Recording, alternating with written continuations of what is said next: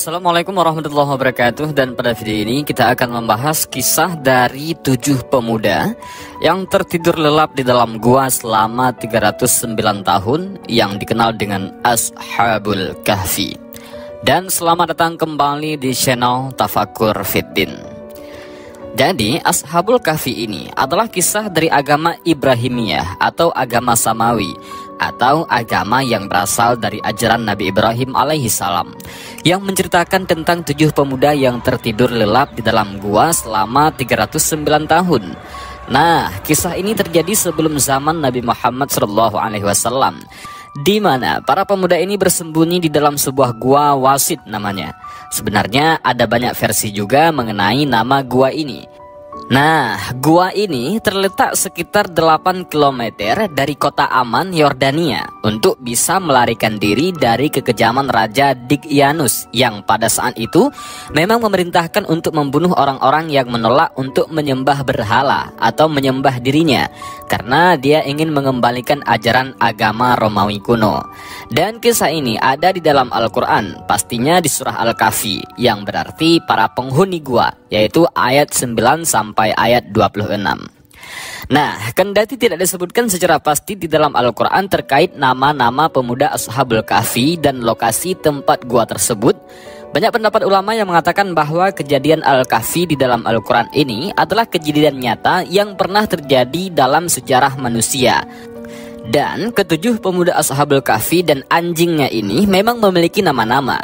Nah, nama-nama ini disandarkan kepada sebuah riwayat sahabat Ibnu Abbas, di mana nama-nama pemuda Ashabul Kahfi tersebut adalah Tamlika, Muksalmina, Mikaslimina, Martelius, Cassitius, Sidemius, dan satu pengembala yang bernama Valias Tayunis, dan anjingnya yang bernama Kitmir atau Himran atau Rayyan. Nah, memang ada beragam pendapat mengenai nama anjingnya ini. Dan menurut para ulama, nama-nama dari anggota Ashabul Kahfi ini memiliki banyak sekali faedah, manfaat, dan juga kegunaan. Hal ini dikarenakan keberkahan dari nama-nama anggota Ashabul Kahfi yang dianggap telah melakukan perjuangan sulit untuk bisa melawan suatu kezaliman. Bahkan anjingnya yang bernama Kitmir tadi dianggap salah satu hewan dan beberapa hewan yang akan masuk ke dalam surga.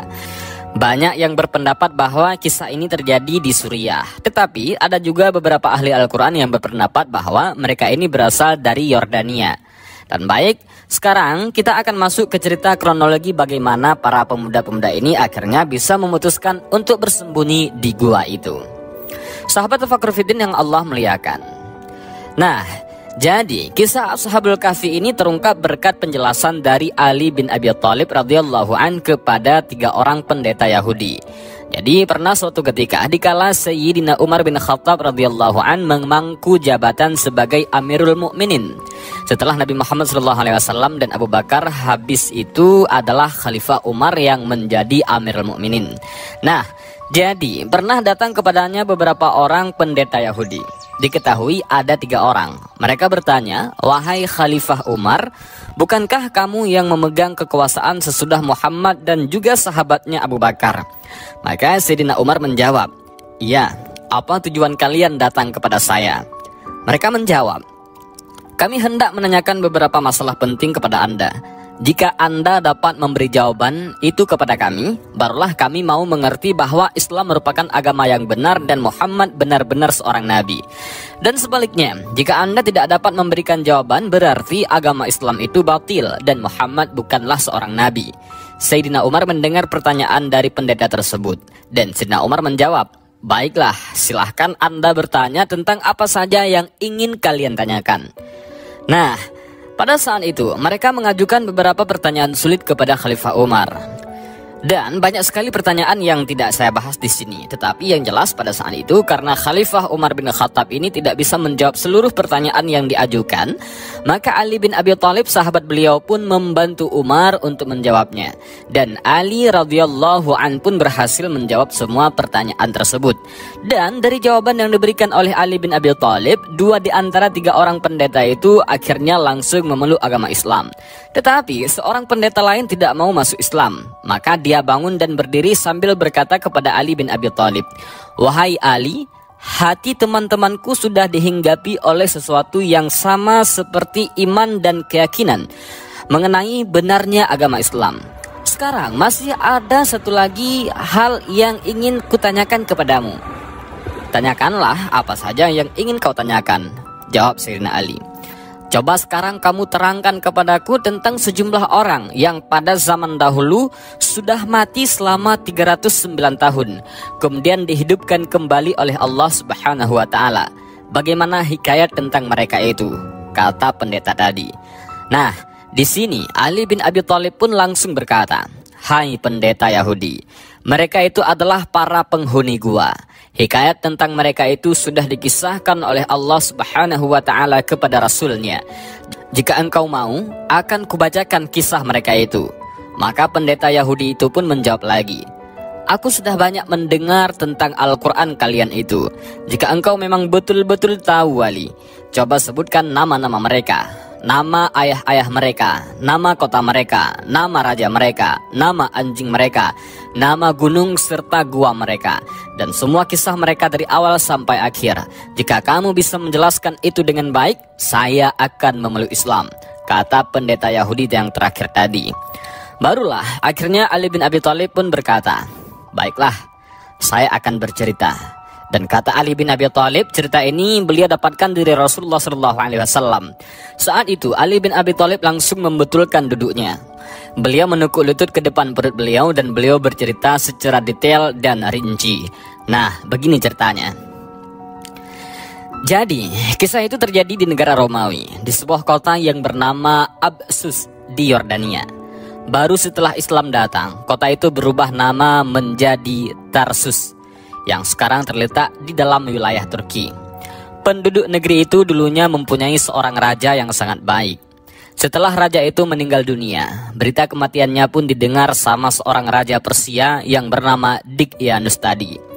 Nah, dia ini adalah seorang raja yang kafir, congkak sekali, dan zalim. Dan dia pun datang menyerbu negeri itu dengan kekuatan pasukannya. Dan akhirnya dia berhasil menguasai kota Absus. Nah, kemudian olehnya kota itu dijadikanlah ibu kota kerajaan. Lalu dibangunlah sebuah istana yang megah sekali, yang terbuat dari batu dan marmer. Yang panjang istana itu lebih kurang 8 km, lebarnya pun yaitu 8 km. Pilar-pilarnya, lampu-lampunya, sampai rantai-rantai lampu yang jumlahnya ribuan, semuanya terbuat dari emas. Tiap malam api di istana itu dinyalakan dengan sejenis minyak yang harum sekali baunya. Terus di sebelah timur dan barat serambi istana itu dibuat kayak lubang-lubang cahaya sebanyak 100 buah, hingga sejak matahari terbit sampai matahari terbenam, sinar itu dapat selalu menerangi serambi. Nah, raja itu juga membuat sebuah singgasana dari emas, panjangnya 80 hasta, lebarnya 40 hasta. Di sebelah kanan dan kiri singgasana itu masing-masing tersedia 80 buah kursi yang terbuat dari emas juga semuanya. Setelah itu nanti para hulu balang kerajaan, para pepatih, para penguasa-penguasa tinggilah pokoknya yang duduk di sana menemui raja. Nah, raja ini duduk di singgasananya dengan mengenakan mahkota yang terbuat dari kepingan-kepingan emas berkaki 9 buah. Dan tiap kakinya itu bertaburan mutiara yang memantulkan cahayanya laksana bintang-bintang menerangi langit. Dan raja itu juga mempunyai 50 orang pelayan yang terdiri dari anak-anak para hulu balang. Dan semuanya memakai selempang dan baju sutra berwarna merah. Dan celana mereka ini juga terbuat dari sutra. Dan semua pelayan-pelayannya raja ini dihiasi dengan gelang-gelang kaki yang cantik sekali. Masing-masing dari mereka itu dikasih tongkat yang terbuat dari emas. Tetapi mereka harus berdiri di belakang raja sebanyak 50 orang begitu. Dan selain mereka, raja juga mengangkat 6 orang pemuda yang terdiri dari anak-anaknya para cendekiawan untuk dijadikan menteri-menteri atau kaki tangannya lagi. Raja ini tidak akan mengambil suatu keputusan apapun tanpa berunding terlebih dahulu dengan mereka berenam ini. Nah, 6 orang menteri-menteri atau kaki tangannya ini selalu berada di kanan dan kiri raja. 3 kanan dan 3 di kiri. Tiga orang yang berdiri di sebelah kanannya raja ini bernama Tamlika, Muksalmina, dan Miksalimina. Yang di sebelah kiri itu namanya Martelius, Cassitius, dan Sideus. Raja pokoknya selalu berunding dengan mereka mengenai segala urusan apapun. Raja ini sangat sayang sama mereka berenam ini. Nah, diketahui juga raja berada di atas singgasana kekuasaan itu selama 30 tahun. Dan selama itu juga raja itu tidak pernah diserang penyakit apapun. Dia tidak pernah merasa pusing kepala, tidak pernah sakit perut, tidak pernah demam. Pokoknya raja ini sehat terus dan tidak pernah sekalipun dia diserang penyakit. Nah, karena itu sang raja ini merasa, kok aku tidak pernah sakit? Maka dia pun mulai congkak, durhaka, zalim. Barulah di situ dia mengaku-ngaku dirinya sebagai Tuhan dan dia tidak mau lagi mengakui adanya Allah Subhanahu wa taala. Raja itu pun akhirnya kemudian memanggil orang-orang terkemuka dari rakyatnya dan dia mengatakan, barang siapa yang taat dan patuh sama aku, akan kuberikan pakaian dan berbagai macam hadiah lainnya. Tetapi barang siapa yang tidak mau taat dan tidak bersedia mengikuti kemauanku, akan kubunuh mereka. Oleh sebab itu, semua orang terpaksa mengiyakan kemauan si raja ini. Mereka semua menganggap bahwa si raja Dicyanus itu Tuhannya. Nah, dalam masa yang cukup lama, semua orang masyarakat itu pun patuh kepada raja tersebut sampai dia disembah, dia dipuja. Mereka tidak lagi memuja dan menyembah Allah Subhanahu wa taala. Sampai akhirnya pada suatu hari saat perayaan ulang tahunnya Raja Dicyanus tiba. Raja yang memang lagi duduk di atas singgasana dengan mahkota yang besar di atas kepalanya itu, tiba-tiba didatangi sama orang hulu balang. Dia bilang, "Wahai raja, akan ada bala tentara asing yang masuk menyerbu wilayah kerajaan ini." Raja Dicyanus yang mendengar berita mengejutkan itu, karena selama ini dia belum pernah diserang, dia pun langsung kebingungan. Masa iya? Sampai tanpa disadarinya mahkota yang sudah dipakai itu di kepalanya pun jatuh. Dan dia pun ikut terpelanting dari atas singgasananya. Saking syoknya raja ini. Nah, salah seorang kaki tangannya yang berdiri di sebelah kanan itu, yaitu Tamlika. Beliau memang dikenal sangat cerdas, sangat-sangat cerdas. Dia memperhatikan keadaan si raja dan dia langsung ngebatin dalam hatinya. Kalau raja itu betul-betul Tuhan, harusnya dia tidak bingung. Harusnya dia tidak takut. Harusnya dia tidak jatuh dari singgasananya. Bahkan kalau dipikir-pikir, harusnya dia tidak tidur. Harusnya dia tidak buang air kecil. Harusnya tidak buang air besar. Terpikir langsung di benaknya Tamlika. Dan itu semua bukanlah sifat-sifat dari Tuhan.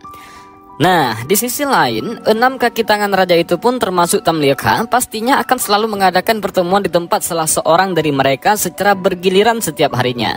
Misalnya hari ini di rumah Tamlika, besoknya di rumah Muksalmina, selalu bergantian setiap hari. Nah, hari itu tibalah gilirannya pertemuan diadakan di rumah Tamlika. Mereka berkumpul di rumah Tamlika. Seperti biasa, mereka makan dan minum. Tetapi di sana Tamlika tidak ikut makan dan tidak ikut minum. Dan 5 orang temannya ini heran dan mereka bertanya, "Wahai saudaraku Tamlika, mengapa engkau tidak mau makan dan tidak mau minum?" Maka Tamlika pun menjawab, "Wahai teman-teman, hatiku sedang dirisaukan oleh sesuatu yang membuatku tidak ingin makan dan tidak ingin minum. Bahkan aku tidak mau tidur." Teman-temannya pun bertanya lagi, "Apa yang merisaukan hatimu, wahai Tamlika?" Dan Tamlika menjawab, "Begini, sudah lama aku memikirkan soal langit. Aku terus bertanya kepada diriku, siapakah yang mengangkat langit itu ke atas sebagai atap yang senantiasa aman dan terpelihara tanpa gantungan dari atas dan tanpa tiang yang menopangnya dari bawah? Lalu siapakah yang menjalankan matahari dan bulan di langit itu? Siapakah yang menghiasi langit-langit itu dengan bintang-bintang bertaburan? Kemudian kupikirkan juga bumi ini. Siapa yang membentangkan dan menghamparkannya di cakrawala? Siapa yang menahannya dengan gunung-gunung raksasa supaya tidak goyang, tidak goncang dan tidak miring? Aku juga sudah lama sekali memikirkan tentang diriku sendiri. Siapakah yang mengeluarkan aku sebagai bayi dari perut ibuku? Siapakah yang memelihara hidupku dan memberiku makan kepadaku? Semuanya itu ada yang membuat. Dan itu bukanlah Raja Dicyanus." Itulah kata Tamlika. Nah, teman-teman Tamlika yang mendengar hal itu pun langsung bertekuk lutut di hadapannya. Tiba-tiba mereka pun berkata, "Wahai Tamlika, dalam hati kami sekarang terasa sesuatu seperti yang ada di dalam hatimu." Ternyata mereka berlima ini pun berpikir hal yang sama dengan Tamlika. Bukan raja itu Tuhan kita. Maka teman-temannya bilang, Oleh karena itu Tamlika, baiknya sekarang engkau tunjukkan kami semua jalan keluar. Maka Tamlika yang mendengar hal yang dirasakan ini sesuai juga dengan kelima temannya, dia pun berkata, wahai saudara-saudaraku, baik aku maupun kalian tidak menemukan ide lain selain harus lari meninggalkan raja yang zalim itu, dan kita pergi kepada raja pencipta langit dan bumi. Kami setuju semua dengan pendapatmu, hai saudaraku, kata teman-teman Tamlika yang bersahut-sahutan. Dan Tamlika pun langsung berdiri, terus beranjak pergi menjual buah yang sejenis dengan buah kurma. Dan dia berhasil mendapatkan uang sebanyak 3 dirham. Kemudian uang itu diselipkan dalam kantong bajunya. Lalu mereka pun berangkat berkendaraan kuda bersama-sama meninggalkan kota itu. Nah, ini terjadi di hari ulang tahun raja. Raja yang sedang mengadakan pesta berhari-hari, namun kaki tangan raja pergi semua meninggalkan raja. Nah, setelah berjalan kurang lebih 3 mil jauhnya dari kota, Tamlika berkata kepada teman-temannya, wahai saudara-saudaraku, kita sekarang sudah terlepas dari raja dunia dan dari kekuasaannya. Sekarang turunlah kalian dari kuda kalian dan marilah kita berjalan kaki. Mudah-mudahan Allah Subhanahu wa Ta'ala akan memudahkan urusan kita serta memberikan kita jalan keluar. Mereka semua setuju dan turun dari kuda masing-masing. Lalu mereka berjalan kaki sejauh kurang lebih 35 km. Karena saking jauhnya perjalanan mereka, itu kaki mereka bengkak, berdarah karena sudah berjalan kaki sejauh itu. Di tengah kelelahan mereka, tiba-tiba datanglah seorang pengembala kambing. Pengembala itu bernama Falyastad Yunis. Nah, belum sempat pengembala itu berkata apa-apa, 6 orang dari kerajaan itu langsung berkata, hai pengembala, apakah engkau punya air minum atau susu? Kami begitu haus, kami sudah tidak kuat lagi untuk berjalan. Maka pengembala itu bilang, aku punya semua yang kalian inginkan. Tapi kulihat dari wajah kalian dan penampilan kalian, sepertinya kalian dari orang kerajaan. Kalian pasti bangsawan. Dan sepertinya aku lihat kalian baru saja melarikan diri dari sesuatu. Coba beritahukan kepadaku bagaimana cerita perjalanan kalian, kata pengembala tadi. Mereka pun berkata, aduh susahnya orang ini, cuma minta air saja tetapi banyak sekali pertanyaannya.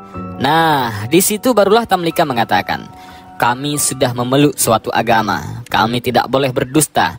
Tapi sebelum saya bercerita, apakah kami akan selamat jika kami mengatakan yang sebenarnya? Ya, kata pengembala itu. Dan disitulah Tamlika dan teman-temannya menceritakan yang terjadi kepada diri mereka semua tadi.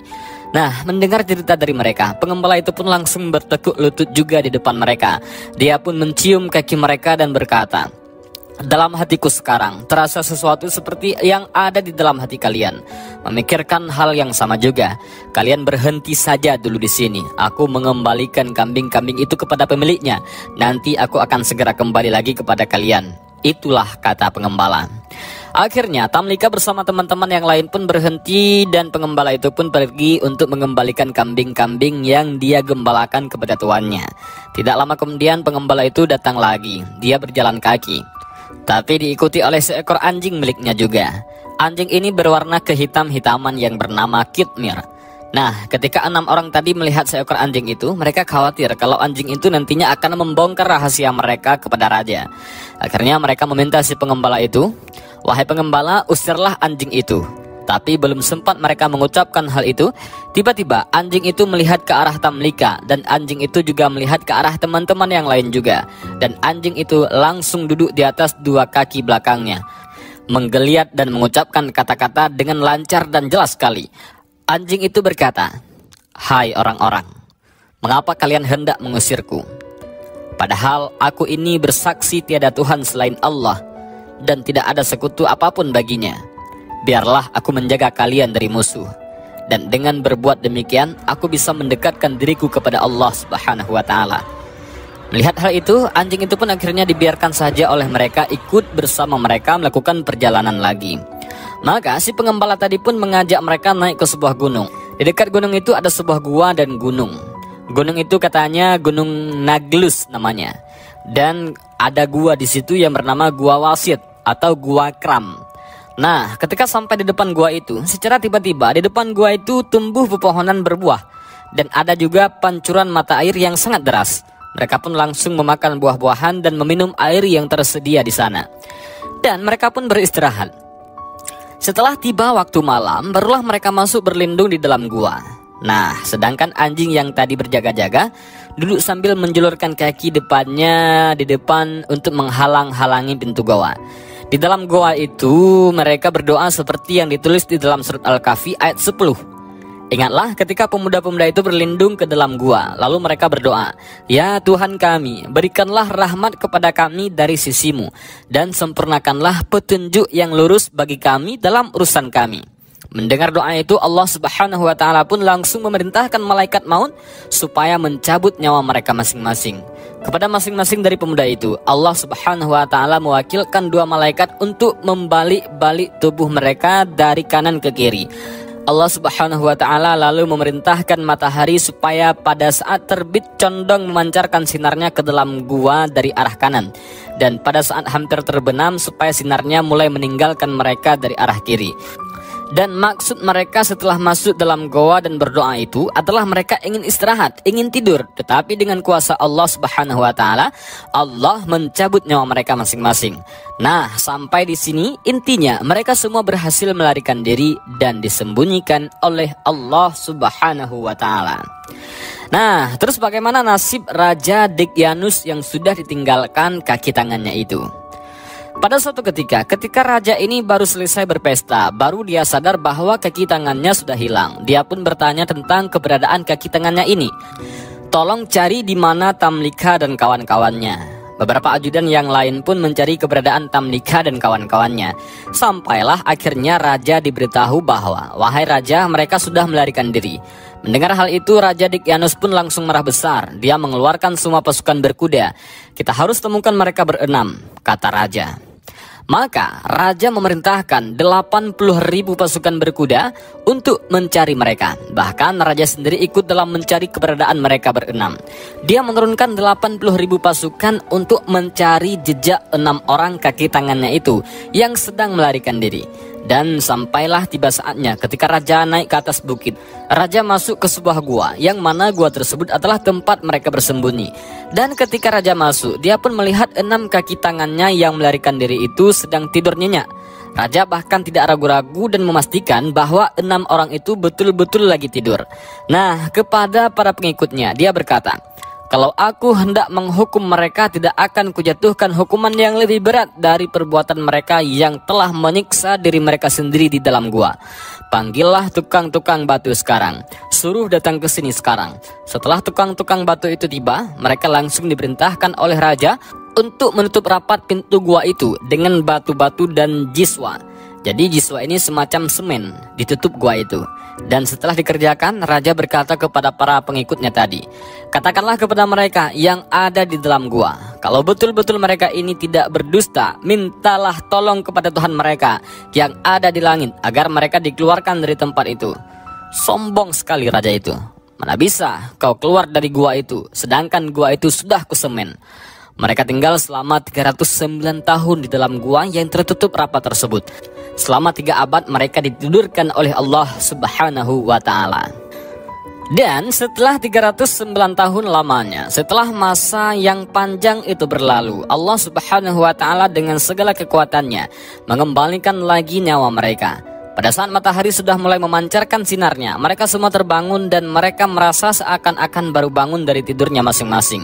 Tidak ada kerasa capek, mukanya tidak berubah sama sekali. Begitulah, semacam orang baru bangun tidur pagi. Seperti biasa, bahkan seseorang dari mereka berkata, "Malam tadi aku lupa beribadah kepada Allah, mari kita pergi ke mata air." Dan mereka pun merasa bahwa baru tadi malam lupa ibadah kepada Allah. Dan pada saat mereka dibangunkan itu, gua tadi kan tertutup rapat. Dan ternyata sekarang sudah dibuka oleh Allah Subhanahu wa Ta'ala. Tidak ada bekas semen sama sekali. Dan setelah mereka tiba di luar gua, tiba-tiba mereka sudah melihat mata air, pepohonan yang tadi sore. Ibaratnya ya baru tadi sore mereka makan sudah kering semua. Dan pada saat itu Allah Subhanahu wa Ta'ala membuat mereka semua mulai merasa lapar. Mereka ini kemudian bertanya satu sama lain, "Siapakah di antara kita yang sanggup dan bersedia berangkat ke kota untuk membawa uang itu untuk bisa mendapatkan makanan? Tapi nanti yang pergi ke kota harus betul-betul hati-hati. Jangan sampai membeli makanan yang dimasak dengan lemak babi," kata mereka. Akhirnya Tamlika berkata, "Wahai saudara-saudaraku, aku saja yang berangkat untuk mendapatkan makanan. Tetapi pengembala, berikanlah bajumu kepadaku, dan ambillah bajuku ini untukmu, supaya tidak ketahuan. Karena baju mereka itu baju-baju bangsawan, baju kerajaan, dan mereka pun bertukarlah baju. Setelah memakai baju pengembala ini, ia pun berangkat menuju ke kota. Nah, sepanjang jalan beliau melewati tempat-tempat yang sama sekali belum pernah dia kenal, dan melalui jalan-jalan yang belum pernah diketahuinya. Ini di mana? Kok aku belum pernah lewat di sini? Begitulah Tamlika bertanya-tanya di dalam hatinya. Setibanya di dekat pintu gerbang kota, ada nampak sesuatu yang aneh. Tamlika melihat ada bendera hijau berkibar di angkasa yang bertuliskan kalimat, "Tiada Tuhan selain Allah dan Isa adalah roh Allah." Itulah tulisannya. Tamlika berhenti sebentar dan memandang bendera itu seolah-olah tidak percaya. Kusangka aku masih tidur, semacam mimpi. Ada bendera bertuliskan ini. Karena pada masa Tamlika, seluruh masyarakat dipaksa untuk menyembah raja, dan sekarang mereka sudah mengakui Allah Subhanahu wa Ta'ala sebagai Tuhan mereka. Tamlika tidak percaya setelah melihat bendera itu. Nah, setelah agak lama beliau memandang dan mengamati bendera itu, beliau pun langsung meneruskan perjalanan memasuki kota. Dilihatnya di situ banyak sekali orang yang sedang memegang Injil, dan pada saat itu Tamlika berpapasan dengan orang-orang yang belum pernah dia kenal sebelumnya. Dan setibanya di sebuah pasar, dia bertanya kepada seorang penjual roti, "Wahai tukang roti, apa nama kota kalian ini?" "Epsus," kata penjual roti. "Lalu siapa nama raja kalian?" tanya Tamlika lagi. "Abdurrahman," jawab penjual roti tadi. "Kalau yang kau katakan itu benar, urusan yang aku alami ini betul-betul aneh," kata Tamlika. "Baiklah, ambillah uang ini dan berikan roti itu kepadaku." Melihat uang yang diberikan Tamlika, penjual roti itu mulai balik keheranan karena uang yang dibawa oleh Tamlika itu adalah uang zaman lampau. Ukuran dia lebih besar, lebih berat lagi. 1 dirham uang yang dibawa Tamlika sama dengan 10 atau 2/3 dirham waktu itu. Nah, penjual roti itu pun berkata, "Aduh, langka ini, beruntungnya aku hari ini. Rupanya engkau baru saja menemukan harta karun. Berikan sisa uang itu kepada aku. Kalau tidak, engkau akan kuhadapkan ke raja." Dan mendengar hal itu, Tamlika menjawab, "Aku tidak menemukan harta karun. Ini bukan harta karun, ini uangku. Uang ini aku dapat dari hasil penjualan buah kurma seharga 3 dirham. Tidak mungkin." "Kamu bohong," kata penjual roti itu. Tidak sama sekali. Ini uang hasil aku menjual kurma. Kemudian aku meninggalkan kota ini karena orang-orang semua menyembah Dikyanus," kata Tamlika. Penjual roti yang mendengar kata-katanya Tamlika yang barusan itu langsung makin marah-marah. Dia berkata, "Apakah setelah engkau menemukan harta karun ini masih juga tidak rela menyerahkan sisa uangmu kepadaku? Lagi pula, engkau telah menyebut-nyebut seorang raja durhaka yang mengaku dirinya sebagai Tuhan, padahal raja itu sudah mati lebih dari 300 tahun yang silam. Apakah engkau sedang memperolok-olok aku?" Di sini Tamlika tidak bisa berkata apa-apa lagi. Malahan dia langsung ditangkap dan langsung dihadapkan menghadap raja. Tapi raja yang baru ini bukan seperti Raja Dikyanus. Dia adalah seorang raja yang baik, raja yang sangat adil, di mana beliau dapat berpikir dan bersikap adil. Dan ketika dihadapkan di depan raja, raja itu pun langsung bertanya kepada orang-orang yang bawa Tamlika, "Bagaimana cerita tentang orang ini?" "Dia menemukan harta karun, wahai baginda," jawab salah seorang dari mereka. Terus raja berkata lagi sama Tamlika, "Engkau tidak perlu takut. Nabi Isa alaihissalam memerintahkan kami supaya kami hanya memungut 1/5 saja dari harta karun yang engkau temukan itu. Serahkanlah yang 1/5 itu kepadaku, dan selanjutnya engkau akan selamat. Ambillah sisanya untukmu," kata raja. Maka Tamlika pun menjawab, "Baginda, aku sama sekali tidak menemukan harta karun. Aku adalah penduduk kota ini." Raja pun bertanya juga sambil heran-heran, "Engkau penduduk kota ini?" "Betul Paduka," kata Tamlika. "Adakah orang yang kau kenal di sini?" kata raja. "Ada," jawab Tamlika. "Coba sebutkan siapa nama-namanya," kata raja lagi. Tamlika pun menyebutkan nama-nama orang di sana yang dia kenal, kurang lebih 1000 orang. 1000 orang yang disebut oleh Tamlika. Tetapi pada saat itu tidak ada satu nama pun yang dikenal oleh raja ataupun orang-orang yang hadir di sana. Di antara mereka ada yang berkata semua itu bukanlah orang-orang yang hidup di zaman sekarang. Raja pun berkata hal demikian. "Saya tidak pernah mendengar nama-nama itu sebelumnya, dan saya tidak pernah kenal mereka sama sekali. Tetapi, apakah kamu mempunyai rumah di kota ini?" tanya raja. "Punya tuanku," jawab Tamlika.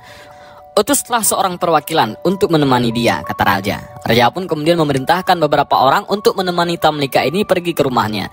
Dan Tamlika pun mengajak mereka menuju ke sebuah rumah yang paling tinggi di kota itu. "Itu rumahku," kata Tamlika. Akhirnya pintu rumah itu langsung diketok. Nah, di sini keluarlah seorang laki-laki yang sudah sangat lanjut usia, sudah tua sekali. Beliau ketakutan melihat ada orang kerajaan yang datang.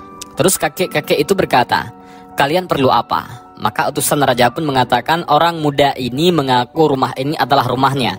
Kakek tua yang mendengar itu pun marah dengan mereka. Dia berkata, "Ini rumahku," sambil mengamat tubuh Tamlika. "Siapa namamu?" kata si kakek. Tamlika pun dengan lantang berkata, "Aku Tamlika, anak Filistin." Orang tua itu mendengar. "Coba ulangi lagi." "Aku Tamlika, anak Filistin." Dan betul saja, tiba-tiba orang tua tadi menangis sambil berucap, "Dia adalah kakek buyutku. Demi Allah, ia salah seorang di antara orang-orang yang melarikan diri dari Dicyanus, raja yang durhaka. Dia lari berlindung kepada yang maha perkasa pencipta langit dan bumi. Nabi kita Nabi Isa alaihissalam dahulu telah memberitahukan kisah mereka kepada kita semua dan mengatakan bahwa mereka itu akan hidup kembali. Dan akhirnya peristiwa yang terjadi di rumah orang tua itu pun kemudian dilaporkan ke hadapan raja. Dengan menunggang kuda, raja pun segera datang menuju tempat Tamlika tersebut yang masih berada di rumah orang tua itu. Raja langsung datang. Dan setelah melihat Tamlika, raja segera turun dari kuda dan oleh raja, Tamlika diangkat ke atas pundaknya. Sedangkan orang banyak beramai-ramai mencium tangan dan kaki Tamlika sambil bertanya-tanya, "Bagaimana keadaan teman-temanmu?" Karena mereka pun sudah pernah mendengar kisah ini dari Nabi Isa alaihissalam, bahwa ada 6 pemuda yang sudah disembunyikan oleh Allah subhanahu wa ta'ala dan nanti akan hidup kembali. "Bagaimana keadaan teman-temanmu? Bagaimana keadaan mereka semua?"